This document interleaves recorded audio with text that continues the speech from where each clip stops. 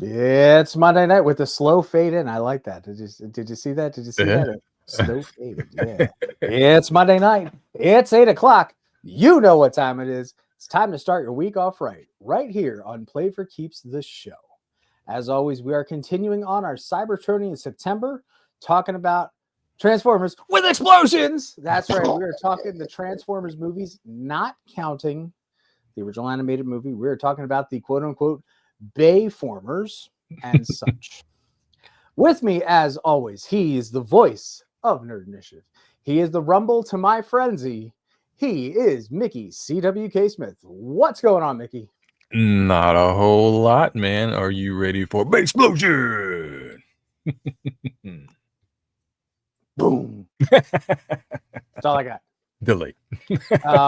Again, disclaimer, there's so much, there's 40 years of Transformers. As a matter of fact, this Wednesday is the 40th anniversary of the first original airing of the first episode of the animated cartoon. So we are trying to get through as much of it as we possibly can. If we miss something, let us know. We can come back to it. We're happy to do it because we're the home of pop culture positivity, and we want you to be involved in this as well. But we're skipping all of our pickups this week. And you know what? We're getting to what's really important in the world. It's the toy news. Coming in hot.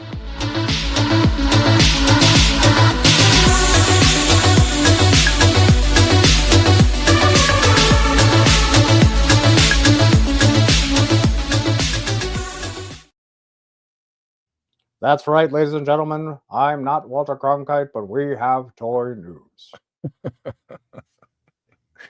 You know what's funny is that our usual little layout isn't here for some reason. I may have to go in and check that out. But I'm guilty of that. I remember I had to use this earlier this week, so that one's on me. Sorry, folks. It's fine. It's fine. I was just like, what happened?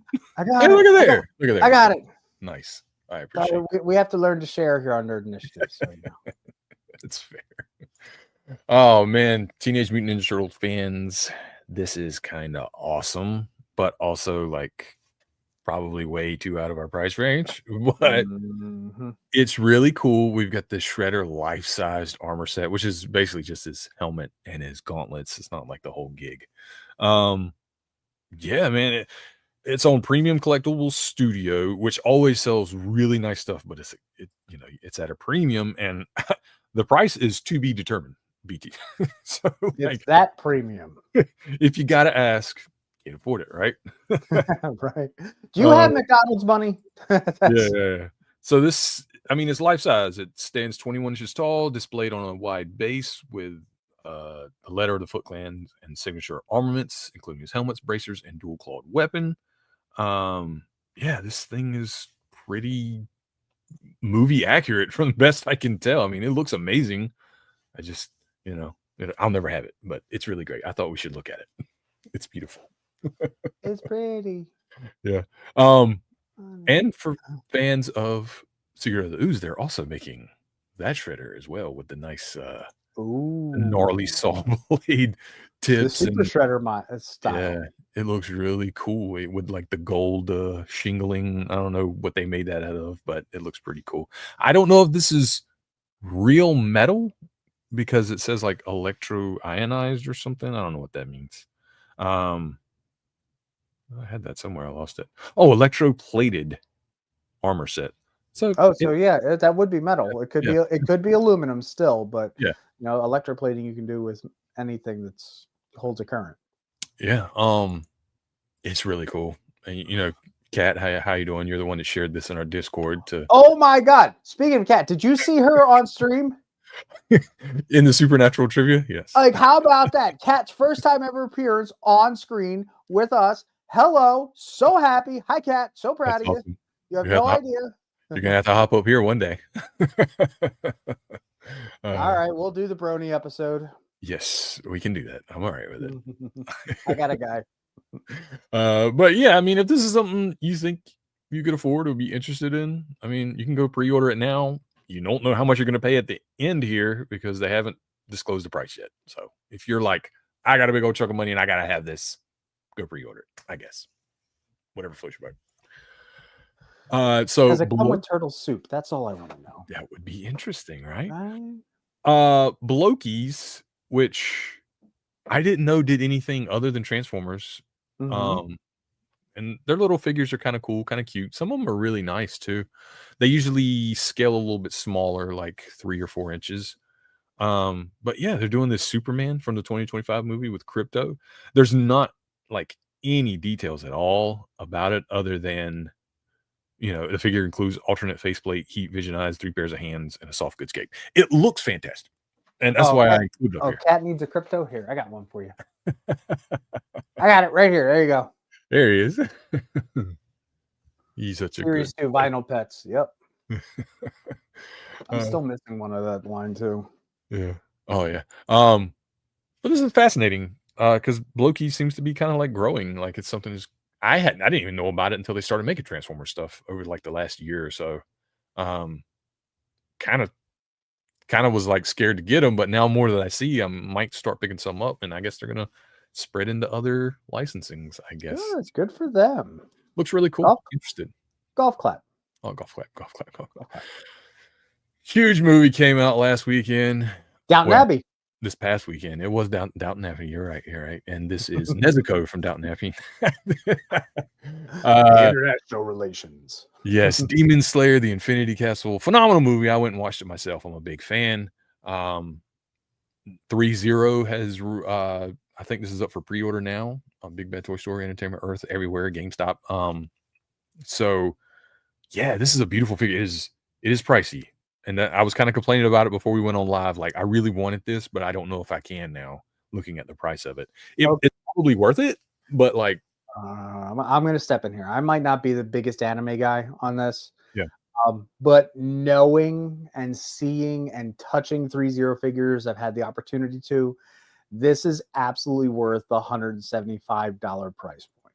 Yeah. The goods are amazing. The sculpting is out of this world. I would definitely say, yes, get this. Yeah. If you are a hardcore Demon Slayer fan and if you can't afford it, you need to do this. For sure. I still don't understand the whole bit in the mouth. I don't wanna. I don't care. I'll go watch Downton Abbey again. Just real quick, she's a demon, and it's to keep her from biting anybody. Okay. They're trying to keep her because once she like feasts on flesh, she goes full demon. They're trying to find a cure for her, so they got to keep that in her mouth so she doesn't eat anybody. So that's the bit. That's the bit. That's the bit. Yeah, exactly. But yeah, man, you see all those alternate faces and hands. She goes like full demon mode, or she could be her cute little like derpy Nezuko when she's having a hard time doing something or whatever. So it's real cute. She's a great character. Yeah, this is interesting. I'll have to look into it. Might have to sell a few things. We'll see. You got plenty of Spider-Man. Yeah, exactly. We kind of covered this after I think it was San Diego Comic-Con that they announced these, and we kind of had like a projector screen image of it, but now we've got actual promotional images of in hand. Well, I mean, they're advertisement, but still, anyway, they look really cool. I'm totally digging that penguin in the rubber ducky truck. It is a GameStop exclusive, which doesn't bother me as bad because I can usually get those. It's the Walmarts and Targets that I have trouble getting.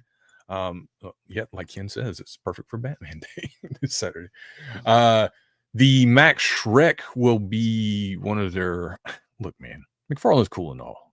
It'll be their red platinum. I don't know how they designated these things. You have platinum, red platinum, gold label. There's all these things. But anyway, I guess he'll be the extra special super character you have to go out there and hunt for somewhere. But I'm sure he'll be on a shelf at Target more than likely.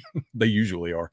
But this looks good, man. I got to get that Catwoman, and I got to get that penguin, and I got to get those penguins, which I think those might be Build-A-Figures. I have to look into that. You might have to get them with each figure. I can't remember. But anyway, very cool. McFarlane news. I think he's going pre-order Thursday.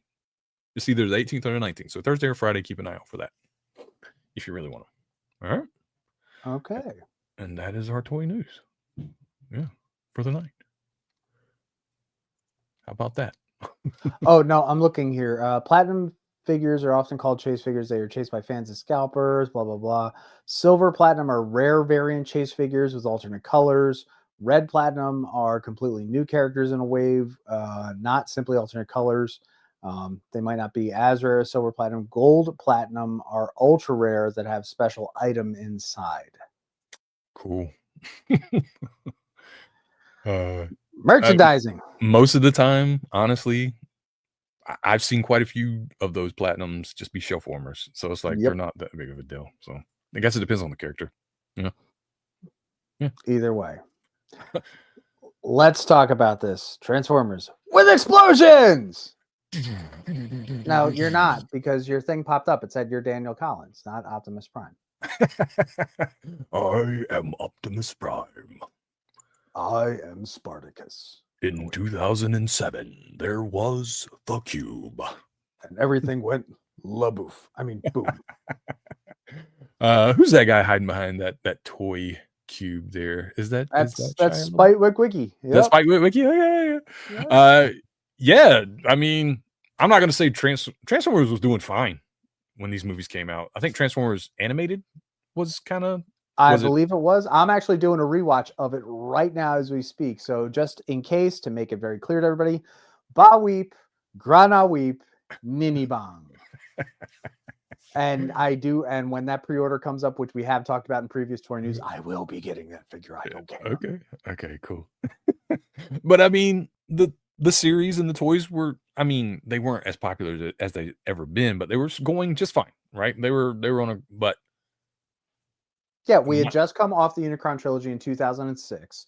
Yeah. Animated and the movies started in 2007. So I mean, there was no lull like there was between G2, well, technically G1 to Beast Wars to RID to here. So I mean, we were all in a really good flow. Right. And Hasbro's never going to miss a chance to make $1 bazillion if they can. So all are one. And I don't do a whole lot of research on the movie, but I know that Steven Spielberg got involved, and that what really like kicked it off. Like, okay, this is happening now because he wants to make it. And then that was the only reason Michael Bay was like, no, get that out of here. That's kitty crap. And then Steven Spielberg's attached. I might want to do this. Mm-hmm. So he steps in, and voila, here we are, 2007 Transformers, right? Huge success at the box office. I enjoyed it. I still enjoy it. I still watch it, a lot, even though it caught a lot of grief. Doesn't bother me. Okay, there's good and bad to take out of Transformers. First and foremost, we've said it how many times, folks. When you look at these legacy franchises, you have to understand that this is what could be somebody's first introduction to the Transformers, and this is going to be their Transformers. I love the fact that they still were able to get a lot of the original voice actors back for it. Peter Cullen, Frank Megatron Welker. It's fantastic. The other big thing is that, at the same time, I know around when this was happening, this is when they wanted to make a G.I. Joe movie. Mm-hmm. But yeah, because of things that were going on, they says, well, let's do robots. Yeah, because you own that too. Yeah, I think the script originally kind of meshed the two, G.I. Joe and Transformers, and they kind of they were like, let's just do the Transformers part. So, but, with a Michael Bay movie, there's going to be heavy military involvement anyway, which, we got. They're teaming up with the military. They're just not called G.I. Joe. They're just the United States Air Force or whoever. Well, let's put a little asterisk on that. Oh, yeah. Okay. Yeah. Okay. Understood. But the other big thing is, one thing that really happened that a lot of people didn't like was the fact that, Optimus was turned into a Peterbilt truck. Do you know why? Not really. Why he wasn't turned into an overcab like he was? Why he wasn't a Mac? Yeah. Yep. The simple reason is because it came down to realistically sizing him up. When they did the scaling on this, you were able to get like a 40-foot robot, but if you went for an overcab, he would have been 60 feet tall. Like they were trying to scale it properly, and that's why we got this. That's one of the reasons. Probably the other reason is because, one, overcabs are not a big thing here in the States anymore, so more recognizable would be the standard, tractor trailer, and on top of it, it looks better with the flames. As you say, you couldn't get that sweet flamed paint job on the cab over Mac. Although, I mean, they did it later in Bumblebee and Rise of the Beast, which because they did it. That was nostalgia, man. They were like, okay, we'll go back and do it. Transformers don't do scale. I mean, you're not wrong, right? You're not wrong, but that was one of the reasons. Just saying. Yeah. But I mean, a lot of collectors just, researching and stuff love this. This is like one of their favorite Optimus Prime figures. Mhm. Big time collectors that would have collected G1 and everything else. They love this. It felt like you were getting maximum amount of playability and like this toyetic style and sculpt and paint for like a really good price, like at a lower price point.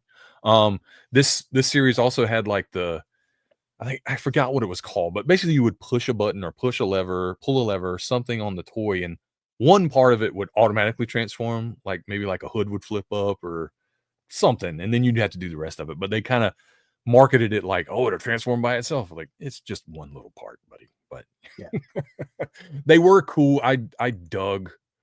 I think they did a great job. Number one, there were some really cool characters like Blackout and Bone Crusher. So great. Like, and the fact that they, if you also take a really hard look, the Decepticons, with the exception, I believe, of Barricade, were all like military vehicles. Yes. Which was kind of interesting. And then, of course, we had to go through the whole Bumblebee is supposed to be a bug, not a Camaro. Yeah, I guess so. But again, that hurts your scale too. I mean, even though they did it later, but still, yeah. I don't know. I thought it was cool. I remember being in the theater and going like, "Oh, that's Bumblebee," because he was for a second until he realized half a sec. Until he realized Witwicky would rather have something cool like a Camaro, so he changed his vibe and stuff. But it worked out in the end, right? And he got to be that really cool new concept Camaro that wasn't even a thing when that movie came out. Yep. It was just a concept car. It wasn't even called a Camaro. It was just a concept car. Like, this is our Chevy concept. And it became the Camaro. And then it went, and it's still selling, right? It's art imitating, it's life imitating art. It's completely the other way around. Yeah, but these figures, they were really good, I think. I mean, now the paint jobs were off on some of them. As you can see, Bumblebee has like the black kind of skeleton here instead of being like silver or gray.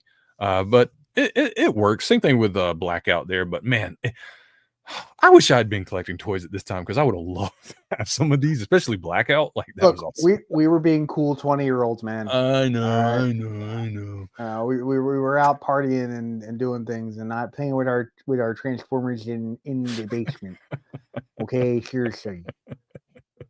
Fair enough. But yeah, they stayed true to kind of what Transformers were, other than changing them for the movie design. And that was a whole other thing, I get it. They did what they had to. You couldn't have the one-to-one to the original figures. You had to make them look mechanical. You had to make them look techno-organic to some degree. Yeah.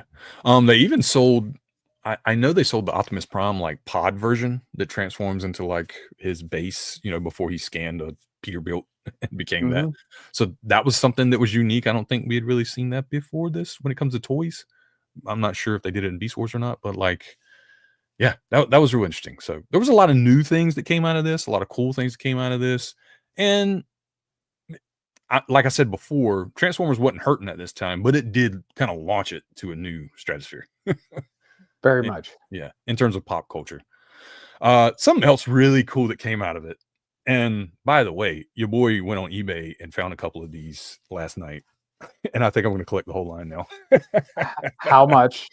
They're not bad. Like, I think the most expensive one is $50, which is the guy that's a game controller. The rest of them are around like $15, $25 still. Okay. Open, right? Like, I'm buying them loose. I'm not looking for in package. Especially, I want that Meantime. It's a watch called Meantime. Are you kidding me? That is awesome. But yeah, this is Real Gear robots, inspired by the movie, because in the movie, this was kind of the deal. Like, they were hiding, a lot of them were hiding as like a stereo, a toaster, or wait, what was a Mountain Dew machine. One of them transformed from a Mountain Dew machine. So it kind of like sparked this thing of like taking normal everyday household electronics, and we're just gonna make Transformers out of them. And it's a good vibe. I didn't even know this existed till I started researching this, by the way. I don't remember this at all, but now I'm glad I found it. And let's not forget their version of Wheelie that they had in the movie too, but that was in Revenge of the Fallen. We'll get to that. Mm-hmm. Hey, what do you mean? Come on. Yeah, fair enough. Speaking of Revenge of the Fallen. Speaking of Revenge of the Fallen. So this is where the movie itself started really, branching out, and this is where we started getting the idea of the 13 primes and the one that had fallen. And the reason I really want to focus on this is because this is what's going to really influence what our next episode is going to be, is the aligned continuity. A lot of the aligned continuity came out of some of the tidbits from the Transformers movies and also the original G1 continuity. But this is the first time where they really embraced this whole idea. Mm-hmm. As Daniel says, Revenge of the Fallen has the best Optimus leader class figure. You know, that's pretty cool. Because I didn't include them on any of our slides, was that the one that combined with Jetfire or nah? Because if so, it was. I do have something like that later, but that was epic for sure. Jetwing or whatever ended up being called, Jetwing Optimus. So that was Optimus and Jetfire. Was it Jetfire? And that was the SR-71 Blackbird. Yeah. With that. But I have. There's the next slide should be. I believe it is. Before I get to it though, so like we started getting the first one was a success, right? With a limited cast of Transformers, right? Just a few Autobots and just a few Decepticons. So now we're going to expand on that because it's cool, and we finally get popular characters like Soundwave. Although I do like him being a satellite. It's kind of cool because you couldn't make a boombox in 2007. Let's be honest. You already had with the little guy. He turned into a boombox in the first movie. It's killing me. I can't. It's Barricade and the little CD throwing mofo, that little gremlin. But yeah, you know, they were trying to shoehorn some characters in here, like Devastator. And this was one of the failures, in my opinion, of Transformers. They did not do Devastator justice at all. This toy, however, I like it. I watched some videos while I was putting together this slide, and as a toy, it's a lot of fun. It's just not Devastator. You know what I mean? Like, it's really cool because the cement truck is his head, right? And his little face is like where the cement comes out, basically. When you like push a button or pull a lever, I can't remember, the mouth opens like he does in the movie, and he like sucks everything in with his big throat or whatever, and his eyes light up and there's like lights in the throat spinning. I was like, dude, that is a really cool toy overall, but I just don't like it as Devastator. That's all. He's too big and clunky. One thing that I did like about how they portrayed Devastator in this film is that he was a combiner, yes, but he was interchangeable, so he could grab any other vehicle or whatnot in there, and they were swappable. So that one I did like. But yeah, I couldn't wrap my head around it. This Quasimodo beastie, no, it looked. Yeah, he was basically just a monster, a big mechanical monster. I'm assuming the toy didn't come with the truck nuts. I don't know. That was I don't know where that came from in the writing room, but I don't know why he did that. Anyway, moving on. What's going on here? Okay, so because of Revenge of the Fallen and because, Chevy and all the other sponsorships that the movie had based on, hey, we need this vehicle and this vehicle and this vehicle, I had to talk about the great product placement of the Chevy Volt, Chevy's first electric vehicle that was shoehorned into the movie and used as the plot device to make Optimus a combiner with Jetfire. Welcome, Jolt. Jolt Cola or no, just the car. It was a completely licensed, and if you look at the toy, it actually has the Chevy logo on it. Well, I mean, the first movie was heavily sponsored by Chevy with the Camaro, and Pontiac was part of GM too, and you had the GMC Ironhide, the big beefy truck, and there was a lot. And the Hummer, I guess the Hummer's GM, I don't know, but anyway. But they wanted. Well, we give you all our cars, so we want to put this one in the movie. And by the way, he has no lines. I'm sure he did. They probably got cut though. There is one scene that did get cut. I know that for a fact. But that's a product placement. And again, who better to show product placement than Wayne Campbell? Oh, what a great scene! What a great party on, Mickey. Party on, Tom. Oh man. So one really cool thing that came out of Revenge of the Fallen to me was the video game. Yes. Not necessarily the story. It was kind of lame. The gameplay was kind of whatever, clunky. But when you took that, this was the best online multiplayer I've ever played. And people are going to be like throwing eggs at me, and that's fine. Tomatoes, I don't care. Whatever. Bring it on. I had the most fun of my life playing the online multiplayer of Revenge of the Fallen with my friends until 3 a.m. because it was just a blast. We were just imagine Transformers in a big old battle royale where you're just like you're fighting and then you just transform and take off and then you transform again and you shoot and you're flying through the air. There was so many cool elements to this game that just got overlooked. It's because the game itself was not good, but that online multiplayer hit, man. I'm telling you. So who was your main for this? It was oh man, who was the police car for the Autobots in that game? Prowl? Well, I don't think it was called Prowl in that though. I'm gonna look it up just real quick. Autobots in Revenge of the Fallen game. Because whoever it was had this really cool ability to like basically solar flare somebody, like you flash and they can't see anything for like a split second. And it would give me the opening I needed every time to just tear them up. Let's see here. La la la la la la la. Man, they don't really have them listed out like I would like. Oh wait, here we go. Maybe it was Breakaway. He might have been called Breakaway in this game. No, that's a jet. Maybe it was Sideswipe then. No, it wasn't him either. Interesting. Maybe it was Barricade. Anyway, whoever it was a lot of fun. No, Barricade was only playable on the Nintendo DS. Oh. You're playing on 360, so yeah, maybe it was Breakaway. Maybe they needed a It was whoever it was, it was perfect. It was perfect for me because I could flash you, blow you up, and get away really quick. I just want to throw that in there because it's not a toy related, but it was a video game, and I thought it was pretty cool. It's a good memory for me, very good memory for me from that game and that movie. And then we have Dark of the Moon, where I didn't hate it. I think I might have liked it more than Revenge of the Fallen, actually, to be honest with you. It was just really weird having I don't know. It was cool having Leonard Nimoy as a character, but the fact that he ended up being a bad guy, I liked it, but I didn't like it. I don't know how to explain it. I know what it was. I didn't like Optimus Prime was very brutal and violent in this movie. That's what it was. And I didn't like that because I was like, nah, he wouldn't do that, man. He wouldn't just like blast dude in the like he blows him like in the face. I was like, that's crazy. But anyway, right? The toys is what we're here to talk about.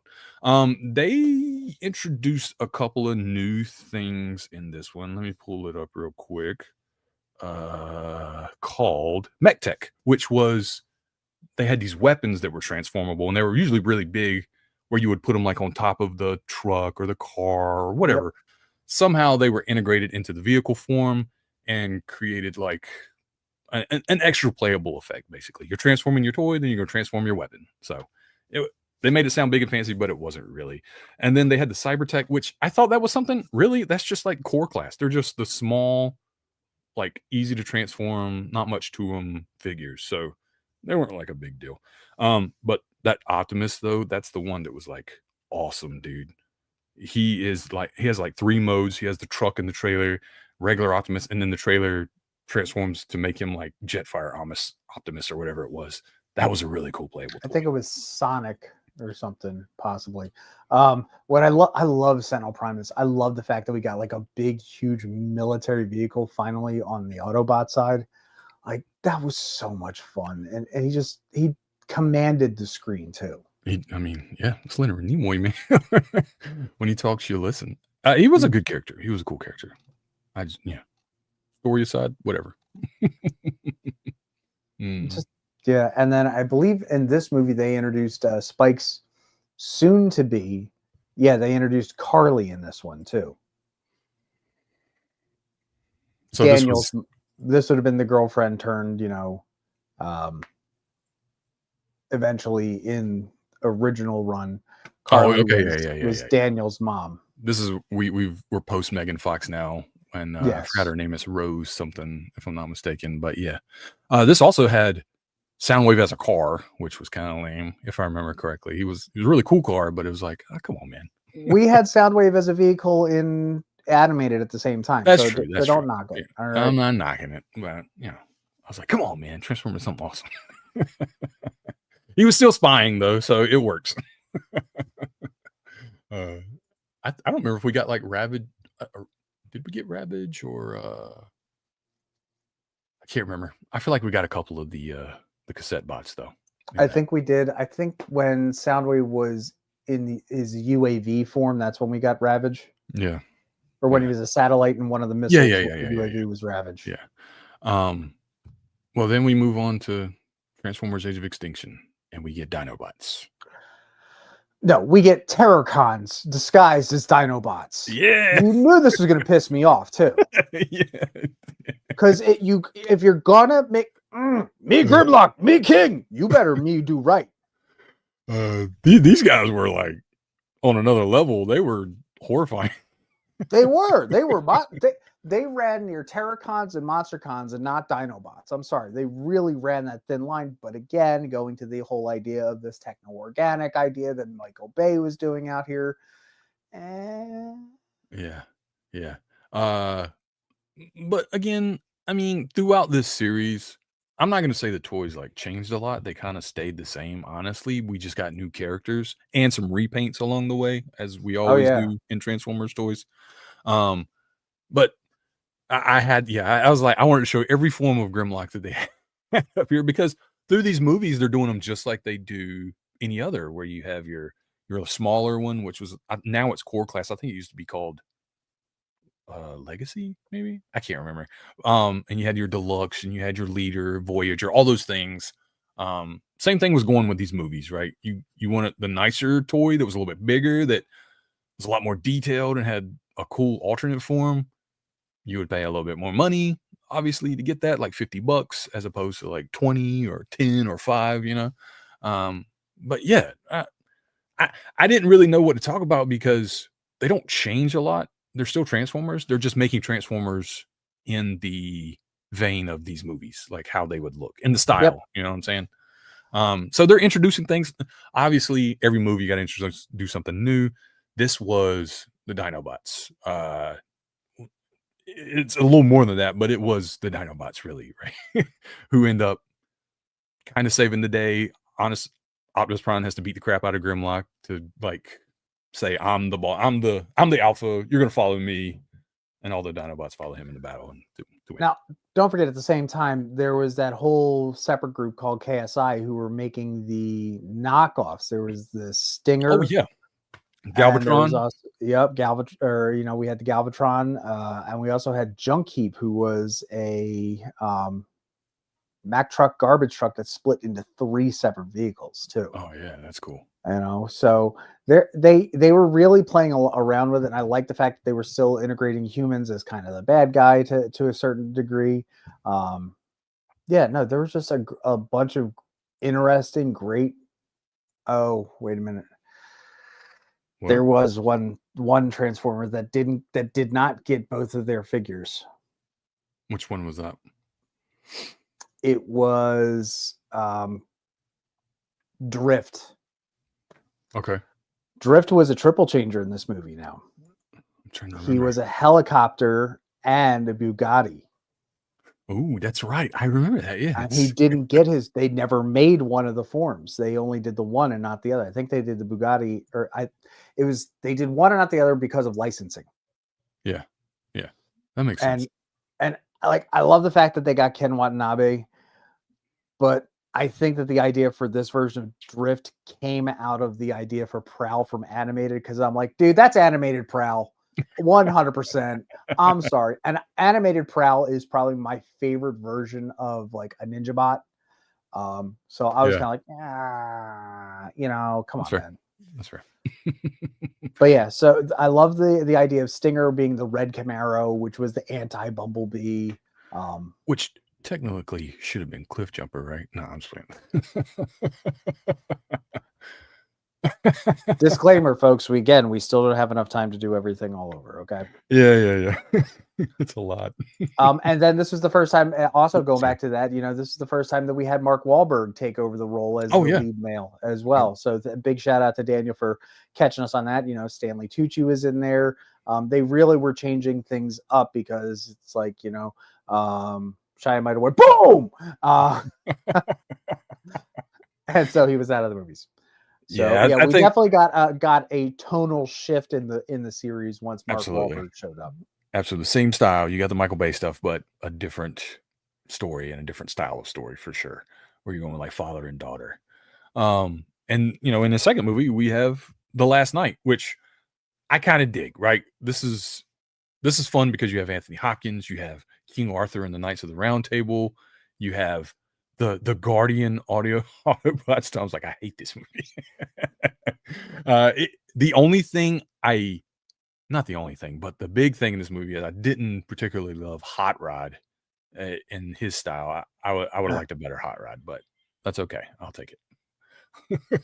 This like Optimus Prime, Nemesis Prime was really cool though. It was really cool. I didn't like this movie at all. That's fair. Like none of them are great. What was the name of that? What is it? The helper bot. The butler bot. Yes, I knew Anthony Hopkins he's like a butler basically. That guy was hilarious. Cogman, that's his name. And how he goes from being a human size, like they finally did the whole size thing. Yep. And he turns into a DB11 Aston Martin. Like if we're gonna be British, might as well go as British as possible and use the friggin' James Bond car. On top of it, you had other characters. You had the Knights, the group of the 12 Cybertronians. They were like Dragon Isis, Stormrain, Steelbane, Skullatron. Just a whole bunch of weird, man. I'm mad that we didn't get all of those as figures. Like that, those Knights would have been dope. Like I would have been interested in that because that's two things I really like: Transformers and like King Arthur mushed together. That would have been really cool. Speaking of which, it was rough, man. Dragonstorm, which kind of was what those Knights, I guess, would combine to. I think it was two that like came together to form this, which was really cool. It's something we didn't see in the movie, but we did get it as a toy. And also that movie dealt with, again, bringing Cybertron to Earth, or kind of like And who's so that? we're gonna Who's take that on screen? Who's that on screen? That's Cybertron. That's Primus himself. Yes. It literally says Cybertron. But this is a repaint of Primus from the Armada Energon. From that trilogy. They just like, let's throw another piece of paint on that, and that's Cybertron from the movie, baby. Because the first one didn't sell. We got a lot of these on hand. What are we gonna do with them? Well, Cybertron in this movie, right? Just do it. Oh man, I love it. Like I said, I wish we had gotten these Knights like more than fleshed out. Just for personal reasons. I understand why they probably wouldn't have sold it. But I mean, it was a stretch for the movie. I'll be very honest, and I believe this was the real last one that we got in the whole Bay universe before we kind of had the soft reboot and went into Bumblebee. And I think that was the hard reboot. Now this one's starring Haley Steinfeld, and even though you can't see him, John Cena. There you go, Ken. There's my wrestling reference. Phenomenal in that movie, by the way. Dude, so good. Like it really made me realize, like he's not just he's an entertainer. Yeah, full on. And I love Haley Steinfeld. So yeah, for sure. But John Cena had the best line in that movie. Do you know what it was? Oh, go for it. I don't know where you're going. Their names are literally Decepticons. How does that not throw a red flag? I was like, yes, thank you. Somebody was like, wait, you're called the Decepticons? I don't know if I should trust you. But all in all, Bumblebee was, I think we were at this point overloaded with the Bay Transformers. For sure. And we were And trying to yes, get back yeah, to well, the first movie was a boy in his car, and we're trying to get back now we're a girl in her car. I just want the car. Yeah. And this also this was a period film, if we want to It call it that. It was. was a period Yeah, piece set in 1987. So it was. for those of us who are of the 80s, as us elder millennials as we are, oh, my back hurts saying that. This was great, and so many great references and nods. Like, it was written, you could tell the movie was written by fans for fans, For sure. but still being in that line of, hey, big box office, Transformers movie. And we finally got the right size Optimus. Yeah, yeah. And we got there's not a lot of Transformers other than Bumblebee in this movie. We've got like a couple You of got B, Decepticons. Prime, Wheelie, RC, Cliff, and Are the they Dotbot. are they in this? I don't remember Nope. them. I thought it was just Bumblebee. I got them on the other Okay, screen. okay. I know they were in Rise of the Beast. I just couldn't remember them in this. But okay. So yeah, there you go. But all right, I forgot. I lost my train of thought. Well, I love go ahead. the other cool thing is that in this film, Bumblebee was being chased by two triple changers. Yes. One of them, was voiced by the great Angela Bassett. Like, I'm sorry, like that one just wrapping my head around. Like, okay, yes, please. But yeah, other ones. We got 3 of the Seekers, Starscream, Ironhide, Ravage did show up in this. Starscream was great. He's only in the beginning of this movie, if I remember correctly, but he was so great. good. And he looked good. He was Starscream. I was like, yeah, that's like the best version of Starscream I've seen on screen so far, live action. So yeah. Gray Griffin did RC, which I think she absolutely nailed. The girl Transformer. I'm sorry, RC's always going to be the girl Transformer. RC's great though, like totally underrated, guys. RC's phenomenal. I mean, I have my RC figure up here, so I love that she gets her flowers in the Transformers comic that's going right now. Yes. There's a short, like an anime short somebody made that's fantastic of her like fighting. It's really good. But anyway, we're Bumblebee, right? Yeah. So we got a whole new relaunch of toys too, right? And again, you've got all the classes from basic to best, most detailed, largest, best transforming, all that stuff, right? How complicated you want it to be, all these things. But one thing that I thought was interesting that came out of this movie was the studio series started doing a whole line of characters that weren't even in this movie. They were like, what if they all looked like they were in this movie? And they did a lot of Autobots and a lot of Decepticons and kind of released a version of them that would be in this universe, but we never really saw them. But on top of it, they made them look as close to their G1s as possible. Yeah, which is dope. That's what I loved. Yeah. They were like an updated current version of G1 if they were like now or 1987, 1990 vehicles. Yeah. Yeah. I mean, cool. Hound, look at him. Wheeljack. Wheeljack's always been one of my favorites, but I think also because whenever he talked, his little wings would light up instead. Yeah. That was always a cool thing. But yeah, so that was something kind of cool that came out of it. If you were like a big time Transformers collector, you got to see these other characters that weren't in the movie kind of get a little bit of a shine too, which is always interesting, right? But this movie did really well, so let's make a sequel, right? And we got Transformers Beast Wars. Oh wait, sorry. It's this is one of those that I did not go to the theater to watch because I was having Transformers fatigue, and I was like, I don't want to watch it. It's going to suck, right? Okay. Watch it later, like when it came on streaming, and I was like, this movie's really good. I was like, why didn't I go watch this in a theater? Yep. I have to say, this was, Daniel agrees. He really liked this movie. You do it. I got it. We're learning this whole teamwork thing, all right? Oh man. But yeah, I mean, we kind of move away from being Bumblebee centric now, right? To who was it? Blur? No, it wasn't Blur, was it? Who was the main? Oh, Pete Davidson. Mirage. Sorry. Yep. Yeah, Mirage was like our main character, Autobot character now that was our ambassador to the humans, right? Yep. And it was really cool. I really dug it. I wasn't sure how it would feel. I love this version of Optimus Prime. Like, we got the cab over finally, and he's the man, right?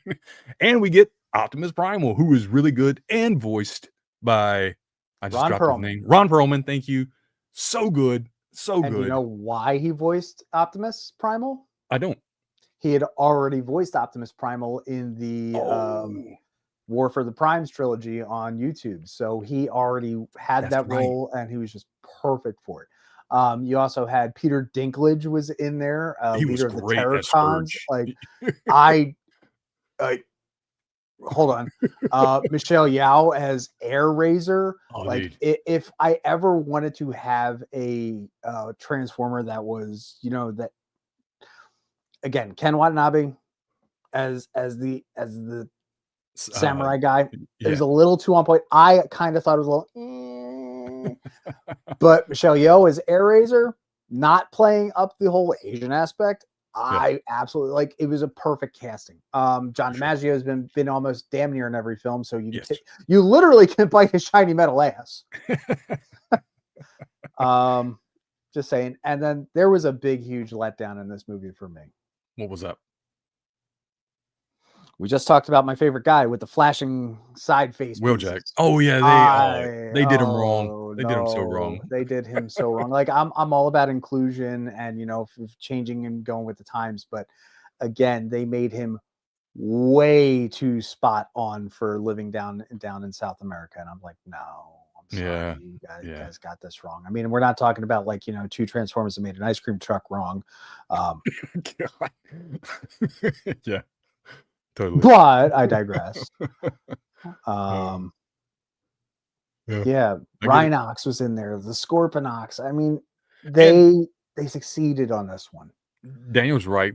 I don't think there was enough of the beasts in this movie. They were kind of like background characters for the most part. I guess Air Razor and Primal kind of got their shine, but everybody else was just kind of there. Like, look who's in the background. Look who that guy is. Oh, it's Cheetor, it's Rhinox. The other Yeah. thing that I loved about this is that when they were in their final last scene and they were really running to, stop the machine that was being built by Scourge, that they got Primal's transformation right. And what I mean, speaking by doing the leg turn, like how he always, every single time, even back in the cartoon, he always had that hip twist. If they didn't get that right, I would have been ticked. And these figures look great. And we've had repaints of these. We've had, collector series, BotCon, shattered glass versions. Yeah, I think these are really good. That Primal was like immediately sold out. I remember kind of thinking about it, like maybe I'm gonna get it, and they made my decision for me because they were like gone, like the day they popped online. Now a lot of these other like combiners, like you'd have a Maximal and an Autobot, or a Decepticon and a Predacon. They would like combine together in a way, like maybe the animal beast form would turn into a weapon or a piece of armor or something like that. They were cool. I always saw these were show formers too. At least at my Walmart, I would always walk by and see those little 2-packs just sitting there. I don't know why nobody wanted them. I thought they were kind of cool, but yeah. They weren't in the movie either. I mean, there's a whole bunch. Yeah, they didn't do it in the movie. That's for sure, kind of part of it. But man, that Optimus Primal was a huge hit in this toy series, as was that Optimus Prime too, because I think that was the first time they had released him cab over in movie version as a toy. Anyway, I think so. Yeah. But I can't wait to see what's next. Has there even been any inclination what's coming out next? Like in terms of like a live action movie? Yeah. Is there anything coming out? I think they pivoted to this. Well, no, let's go back, because what did they pivot to at the end of this movie? Because we didn't get the original idea for those movies back in 2007, but so we did have Unicron. But we did get that after credit scene, where Noah. That's right. Gets recruited by a real American hero. Yeah. It would have been great with John Cena involved, I think, if they could. There's no reason they can't bring him back. Yeah, they can still do it. It's only what between the two movies, 87 to 90 something. When was it? I'm trying to figure out when Bumblebee was 87, and then This one takes place, what, 94? Okay, so maybe 10 years. Cena, they could, yeah. Cena's timeless. Yeah. I forgot how recent this movie was, 2023. Mm-hmm. So it's only been a couple of years. There's still, I just haven't heard any news or anything about what they may do going forward. But that would be really cool if we finally got the G.I. Joe Transformers mashup on screen. That would be pretty dope. Yeah, there you go. In November 2024, in the wake of the underperformance of this film. It's not fair because this was a really good movie. It was an okay movie. It was a really good movie. No, it was a buddy film disguised as a Transformers movie. This was the coolest Megatron origin story ever. No, a line continuity. I know. I think the voice acting in this was just really good. I think that's what got me is thought I would hate Chris Hemsworth, and I didn't. No, he did a great job, especially as the actor. His voice progressed as Optimus progressed. You know, each of them went through different forms, and you saw Orion Pax. Hi, how you doing? I'm Orion Pax. I am Optimus Prime. I am Thor. You know, and same thing with Brian Tyree Henry. Again, I was like, really, as Megatron? But as this movie goes on, by the end, he sounds like freaking Megatron. Like I was like, yeah, that's Megatron to me. You know what I mean? By the time he gets there, and it's just, I don't know. I really dug that story between them two. This was a lot of fun for me. I enjoyed this movie very much. Alpha Trion, done by Lawrence Fishburne. Like, come on, Morpheus. Sentinel Prime, like being a bad guy was, I mean, you know, we've seen that before, right? Steve Buscemi as Starscream. I hated that at first until the thing happened to, because I was like, why? All I can see is Steve Buscemi. And then the thing happened to his voice cords, and I was like, oh, there he is.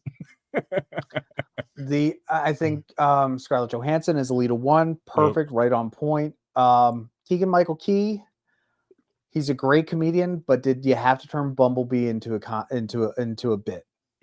I don't know. I guess so. I don't think so. Yeah. I think there was too much riding on this film to undermine it with the amount of humor that came out of it. That's fair. That's fair. I dug it. It might be different that I went to watch it with two kids who like had a blast. So it kind of bled off onto me. I was like, yeah, this is a lot of fun. So, and you know, it kind of got my kids like, they knew what Transformers was, obviously, because of me. My son likes to play with my Optimus Prime toys, but he didn't. This gave him like backstory, kind of, and for him, new backstory. So yeah, these were. I thought these were okay toys. I have that because I'm an Optimus Prime collector. I had to get that one right there that we have on screen there in the bottom middle. He's on my shelf with my other Optimuses. I thought about getting Megatron, but I never did. But yeah, I mean, they were cool toys. I didn't love these designs as much as like we've seen before, but otherwise, but that's what comes down to artistic interpretation. I mean, God knows, you know, we're going to talk about next week the aligned continuity. Thank God. I'm super happy. This one's my Transformers. Let's do it. So like RC is not going to be the same RC or Alita 1 style that, you know, everybody knows and loves. And I'm glad that they finally made Alita 1 and RC. They had that little crowbar separation. But RC in the aligned continuity, you know what she was, right? Her vehicle form? She's a motorcycle, dude. Well, that's what she was in the movie. No. See, she was and she wasn't. She was also two holograms of Alita 1 because you had Chromia, Alita 1, and RC. Don't go there, dude. Like, no, you don't talk about my girl like that. Just saying. That's everything that we've got talking so far about, you know, the Transformers with explosions, right? You know, what else is it that you want us? Only thing that was a bummer is not bringing enough transforming for Beast. Oh, sorry, I'm playing catch up on the chat. Sorry, chat. You know, there's a lot of stuff still going on in Transformers franchise. You know, there's been Transformers Earthspark. There's been the aligned continuity. We've got a lot of things still to talk about. So make sure you join us next week where this is going to be like the movies are definitely was the Mickey episode. Okay. Yeah. The Align continuity next week, it's the Tom episode. Because I think that this was probably the best storytelling in all of Transformers dumb out there. It was the longest running continuity. They tried integrating the comic books to the TV shows, to the movies, to this, that, and the other thing. And it's top tier for me. I will always reference and go back to it. I mean, there's other things that have happened. So we want to make sure that you're joining along with us. And to do that, you want to make sure that you do the homework like we always ask you to do, and you hit that subscribe button. And then of course you ding that thing, you make it ring so you get those notifications, and then smack that thumbs up button to let the GEO know that we're doing our job and we're doing it. Sorry, in camera, doing it well. Fist punch. Super hyper transformer punch. That was a move on one of the shows where I got to do a flying fist punch. That's awesome. About it. But also, yeah, there's a lot of great things coming out. So make sure that you want to follow on everything that we're doing in comics, wrestling, movie, TV, and more. Mickey, does that mean we're and more? Yeah, we are kind of more, I guess. Yeah, we're and more. Okay. I'll be the and, you can be the more. We can be anything, and that's what I love about it. We can transform into anything. That's the whole idea. Hey, there we go. But thank you so very much again. Make sure you subscribe here to Nerd Initiative with all our great content that we got coming out this week, next week, and for so on and so forth. Big shout out to our girl Kat for jumping in the chat. Make sure you also go check us out on our YouTube channel where we're talking about the spooky, spectacular September of Supernatural. Yeah. But yeah, it's all going to be great, and we thank you so very much. And make sure that when you transform and you play for keeps. I'm out. Good night. No.